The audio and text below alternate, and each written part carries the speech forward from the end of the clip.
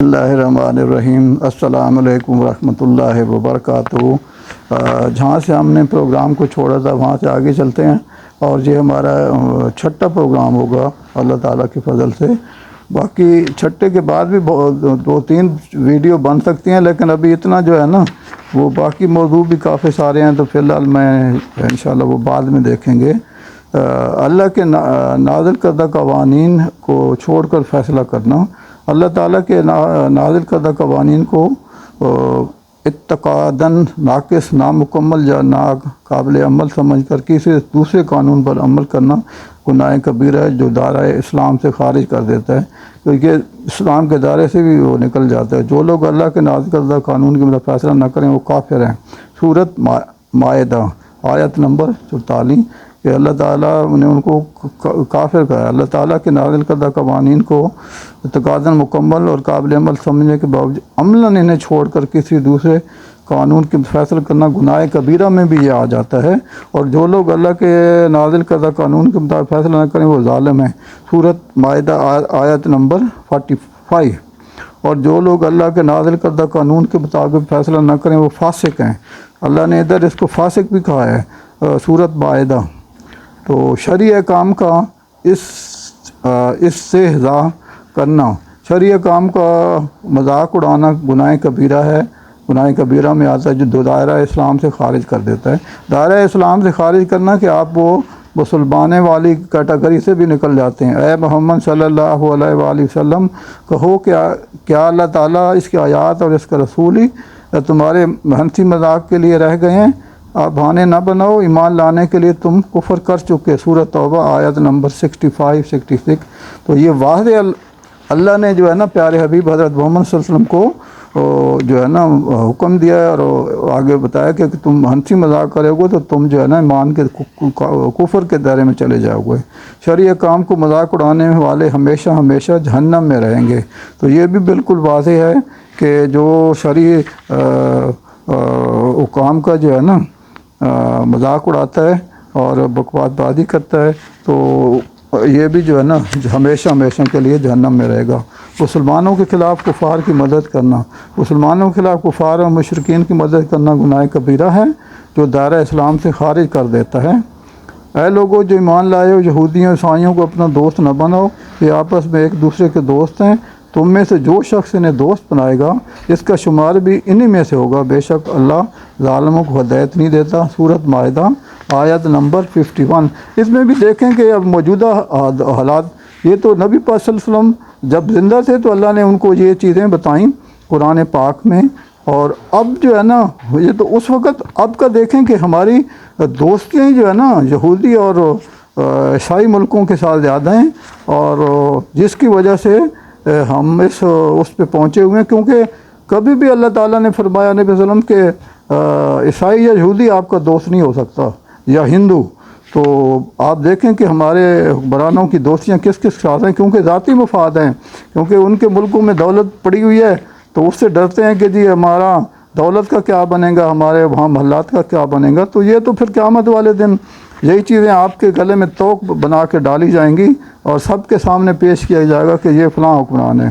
نبی صلی اللہ علیہ وسلم کی شان میں گستاخی کرنا کبیرہ گناہ ہے جو دائرہ اسلام سے خارج کر دیتا ہے۔ اس میں دیکھیں اللہ کے حبیب حضرت محمد صلی اللہ علیہ وسلم کی شان میں گستاخی کرنا جو ہے نا وہ گناہ کبیرہ ہے، اور ایسے شخص کو واجب قتل جو ہے نا وہ بن جاتا ہے، کیونکہ اللہ تعالیٰ نے واحد طور پہ جو ہے نا ہدایات دی ہوئی ہیں۔ حضرت ابو برزہ رضی اللہ تعالیٰ عنہ کہتے ہیں کہ میں حضرت ابو بکر صدیق کے پاس بیٹھا ہوا تھا اور وہ ایک آدمی پر سخت و اظہار ناراضگی فرما رہے تھے۔ میں نے عرض کیا اے خلیفہ رسول صلی اللہ علیہ وسلم مجھے اجازت دیجیے میں اس کی گردن اڑا دوں۔ میرے ان کلمات سے حضرت ابو بکر رضی اللہ تعالیٰ عنہ کا سارا غصہ دور ہو گیا۔ آپ صلی اللہ علیہ وسلم اپنی جگہ سے اٹھے اور اندر چلے گئے، اور تھوڑی دیر بعد مجھے بلا بھیجا اور پوچھا۔ حضرت ابو بکر رضی اللہ تعالیٰ ٹھنڈا ہوا، اور آپ صلی اللہ علیہ وسلم رضی اللہ تعالیٰ عنہ، یعنی کہ حضرت ابو بکر وہ اندر چلے جائے غصہ ٹھنڈے ہو۔ مجھے اجازت دیجیے میں اس کی گردن اڑا دوں۔ حضرت ابو بکر صدیق رضی اللہ تعالیٰ عنہ نے پوچھا اگر میں اجازت دے دیتا کیا تم ایسا کر گزرتے؟ میں نے عرض کیا ہاں۔ حضرت ابو بکر صدیق رضی اللہ تعالیٰ نے فرمایا اللہ توہین کے جرم میں قتل کی سزا محمد صلی اللہ علیہ وسلم کے علاوہ کسی آدمی کے لیے جائز۔ تو یہ ہے کہ قتل کی سزا ہے، لیکن اللہ کے نبی جو ہے نا وہ حکم دیں گے۔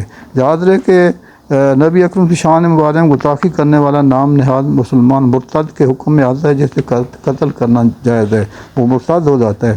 صحابہ کرام رضی اللہ تعالیٰ عنہ کو برا بلا کہنا، ابھی کچھ لوگ ہمارے حالانکہ ہمارے لیے سب جو ہے نا صحابہ کرام جو ہے نا ہمارے دل میں حضرت علی رضی اللہ تعالیٰ عنہ ہو، حضرت ابو بکر صدیق ہو، حضرت عثمان غنی ہو اور حضرت عمر فاروق، ہم دل سے جو ہے نا ان دل کی گہرائیوں سے جو ہے نا ان کی عزت اور پیار کرتے ہیں۔ تو یہ کچھ لوگ پھر جو مجلسوں میں اور مسجدوں کے اندر تو غیر ضروری طور پہ جو ہے نا علم ہوتا نہیں ہے اور وہ گفتگو کرتے ہیں جس سے وہ گناہ کبیرہ کے مرتکب ہو جاتے ہیں۔ تو اس لیے اللہ تعالیٰ نے واضح طور پر فرمایا ہے کہ جس نے میرے صحابہ کو برا بلا کہا اس پر اللہ کی، فرشتوں کی اور سارے ایماندار لوگوں کی لعنت ہے۔ اللہ اس کی فرض اور نفل عبادت قبول نہیں فرماتے۔ آپ یہ بھی ساتھ بھی دیکھیں کہ فرشتے بھی اور سارے ایماندار اور اللہ بھی اور ان کے اوپر جو ہے نا لعنت فرماتے ہیں اور ان کی نفل فرض عبادت بھی قبول نہیں ہوگی۔ رسول اکرم صلی اللہ علیہ وسلم کے نام عمدن جھوٹ باندھنا، حضور اکرم صلی اللہ علیہ وسلم کے نام جھوٹی بات منسوب کرنے والا جہنم میں جائے گا۔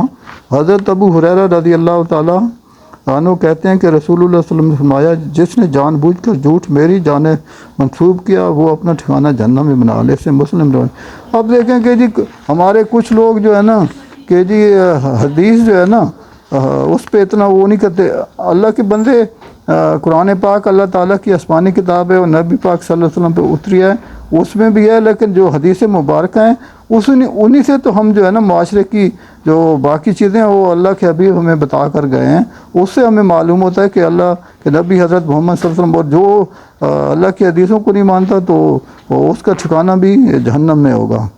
کیونکہ اپنی ذاتی مفاد کے لیے اگر آپ نئی آپ وہ نکال لیتے ہیں تو یہ بدعات کی اس میں آتی ہیں۔ رائے کے مقابلے میں حدیث ترک کرنا، یہ بھی واضح ہے کہ حدیث ترک کر کے جو ہے نا کوئی دوسری رائے قائم کرنا کہ جی مرشد نے کہا ہے، پیر نے کہا ہے، امام نے کہا ہے، تو ہمارے لیے تو اللہ کے بعد نبی پاک صلی اللہ علیہ وسلم ہے کہ ہم نے ان کے کہی ہوئی باتوں پہ عمل کرنا ہے، نہ کہ میرا کوئی پیر ہو یا کوئی مرشد ہو، ہمیں اللہ کا اور نبی پاک صلی اللہ علیہ وسلم کا حکم مانگنا ہے۔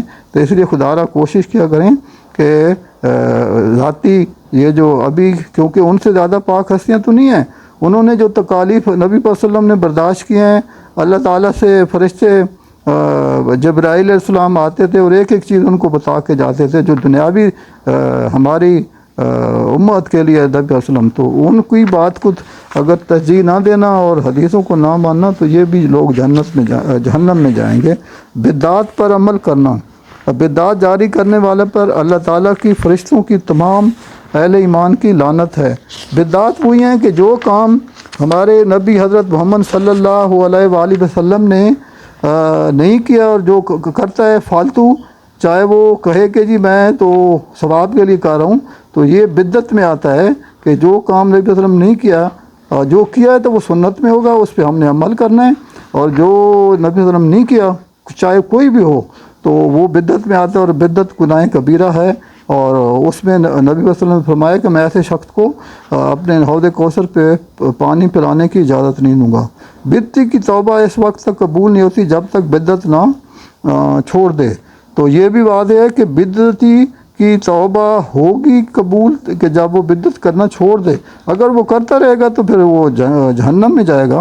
یہ نبی پاک صلی اللہ علیہ وسلم نے واضح بتایا ہے۔ غیر اللہ کی قسم کھانا، اللہ تعالیٰ کے علاوہ کسی دوسری چیز مثلا قرآن مجید، بیت اللہ شریف، رسول اکرم صلی اللہ علیہ وسلم، والدین، اولاد یا بیوی وغیرہ کی قسم کھانا گناہ کبیرہ ہے۔ حضرت عبداللہ بن عمر رضی اللہ تعالیٰ عنہ سے روایت ہے کہ رسول اللہ صلی اللہ علیہ وسلم نے فرمایا جس نے اللہ کے علاوہ کسی اور کی قسم کھائی اس نے کفر کیا یا شرک کیا، اسے ترمذی نے روایت کیا ہے۔ تو یہ صرف اللہ کی، ہم نے جب صدقہ خیرات بھی کرنی ہے تو اس میں بھی واضح ہے کہ آپ نے اللہ کا نام لینا ہے کہ میں اللہ کی رضا کے لیے کر رہا ہوں، اور پھر جس بندے کے لیے کر رہے ہیں تو آپ یہ کہیں گے کہ یا اللہ اس کا ثواب جو ہے نا فلاں بندے کو دے دے، میں نے صدقہ خیرات کیے تیرے نام پہ، لیکن ثواب جو ہے نا یا اللہ اس کا جو ہے نا والدین کے لیے کر رہے ہیں یا رشتہ دار کے لیے کر رہے ہیں یا کسی اور وجہ کے لیے کر رہے ہیں، تو اس کے لیے آپ کہیں گے کہ یہ ثواب اس کو پہنچے۔ تو کئی ہیں کہ وہ جو یہ بولتے ہیں کہ جی فلاں کے نام پہ کیا ہے، میں خود کئی دفعہ سنتا ہوں تو یہ گناہ کبیرہ میں آ جاتے ہیں۔ تو غیر اللہ کی قسم کھانے والے کو اپنے ایمان کی تجدید، مطلب اللہ تعالیٰ نے اتنا واضح اور سخت کیا ہے کہ ایمان کی تجدید نئے سرے سے اس کو اپنا ایمان جو ہے نا وہ کرنے کے لیے کفارہ کے طور پر صدقہ بھی کرنا چاہیے اور اللہ سے معافی مانگنی چاہیے۔ تقدیر کو جھٹلانا، تقدیر کو جھٹلانے والے کی فرض یا نفل عبادت قبول نہیں ہوتی۔ حضرت ابو امامہ رضی اللہ تعالیٰ عنہ کہتے ہیں رسول اللہ صلی اللہ علیہ وسلم نے فرمایا اللہ تعالیٰ 3 آدمیوں کی نفل یا فرض عبادت قبول نہیں فرمائے گا۔ والدین کا نافرمان واضح ہے، اللہ تعالیٰ نے اور نبی صلی اللہ علیہ وسلم والدین کے بارے میں کہ والدہ کے پاؤں کے تلے جنت ہے اور والد جو ہے نا جنت کا دروازہ، احسان جتانے والا۔ اگر کسی کے ساتھ نیکی کیا ہے تو بھول جاؤ، بار بار یہ نہ ہو کہ اگر اس سے کوئی چیز آپ نے دنیاوی کیا اور اس کو آپ جتلائیں کہ میں نے آپ کے ساتھ یہ کیا وہ کیا، تو یہ چیزیں اللہ تعالیٰ بڑا سخت سے لڑا۔ تقدیر کو جھٹلانے والا، اور تقدیر جو ہے نا اس کو بھی جو جھٹلائے کہ جی یہ میرے ساتھ جو ہے نا بڑا ظلم ہو گیا، انسان کو ایسے الفاظ نہیں ادا نہیں کرنے چاہیے۔ کوئی تکلیف آ گئی ہے ہمارے گناہوں کی وجہ سے بھی ہوتی ہے، اور اللہ تعالیٰ ویسے اپنے انسان کو آزماتا بھی ہے، تو ان چیزوں سے گفتگو کرتے ہوئے پرہیز کرنا یہ گناہ کبیرہ ہیں۔ جادو کی ایسی قسم جس میں شیاطین کی عبادت کی جائے کفر ہے، ایسا جادو سیکھنا، سکھانا، کرنا اور کرانا دائرہ اسلام سے خارج کر دیتا ہے۔ تو اس میں بھی بڑی واضح ہے کہ جادو جو لوگ کرتے ہیں اللہ تعالیٰ نے ان پہ لعنت فرمائی ہے، اور وہ جہنم میں جائیں گے۔ یہ جو 2 فرشتوں کا ذکر ہے ہاروت اور ماروت، ان کو اللہ تعالیٰ نے یہ حکم دیا تھا کہ یہ آپ لوگ یہ کریں، لیکن انہوں نے یہ بھی ساتھ وہ کہتے تھے کہ آپ لوگوں نے یہ ہم تو آزمائے جا رہے ہیں، تو وہ پہلے اس لیے ہمیں ان چیزوں سے بچنا چاہیے، گناہ کبیرہ ہیں اور یہ جہنم اس کا ٹھکانہ ہے۔ جادو کرنے والا واجب القتل ہے، اللہ تعالیٰ نے اس کو قتل کرنے کا کہا ہے۔ جادو کی ایسی قسم جس میں شیاطین کی عبادت نہ ہو گناہ کبیرہ ہے، ایسا حرام ہے اور جہنم ٹھکانہ ہے۔ جادو کے ذریعے جادو کا علاج کرنا بھی گناہ ہے۔ اللہ تعالیٰ نے بڑی سختی کے ساتھ جو ہے نا ستاروں کی تعریف، ابھی کئی جو ہے نا نجومی آ کے ٹی وی پہ بیٹھے ہوتے ہیں، وہ جناب بتا رہے ہوتے ہیں، پہلے تو ان سے بندہ یہ کہ اپنی قسمت ٹھیک کر لو نا جی، اللہ تعالیٰ کی ان کے اوپر لعنت ہے، اور ایسے لوگوں کو ٹی وی پہ بیٹھ کے نہیں یہ ایسی گفتگو کرانی چاہیے۔ وہ لوگ جو ٹی وی مالکان ہیں سارے وہ بدعتی ہیں اور اللہ تعالیٰ کی ان کے لعنت ہے۔ میں نے اپنی طرف سے پوری کوشش کی ہے، میں آپ کے لیے دعا کرتا ہوں، آپ میرے لیے کیجیے کہ اللہ تعالیٰ ہم سب پہ راضی ہو، ہمارے اہل و عیال پہ راضی ہو، اور ہم سب پہ برکتیں لائے، ہمارے ملک پہ اللہ تعالیٰ رحم فرمائے، ہمارے حکمرانوں پہ رحم فرمائے، تاکہ وہ بھی اچھی رائے کے لیے سوچ رکھیں۔ اگر گفتگو میں کسی کو کوئی تھوڑا سا الفاظ میں لگے کہ جی وہ، تو اس میں صرف یہ گفتگو کرتا ہوں تو کوئی سیاسی نہیں ہوتی، میں صرف اللہ کی رضا کے لیے کرتا ہوں کہ اگر کسی سے کوئی غلطی ہو رہی ہے قرآن سے تو وہ ٹھیک کر لے گا، اللہ معاف کر دے گا۔ اس لیے آپ کائنڈلی جو ہے نا میرے پروگرام کو لائک کیا کریں، سبسکرائب کیا کریں اور شیئر کریں۔ میں آپ کے لیے دعا گو ہوں گا۔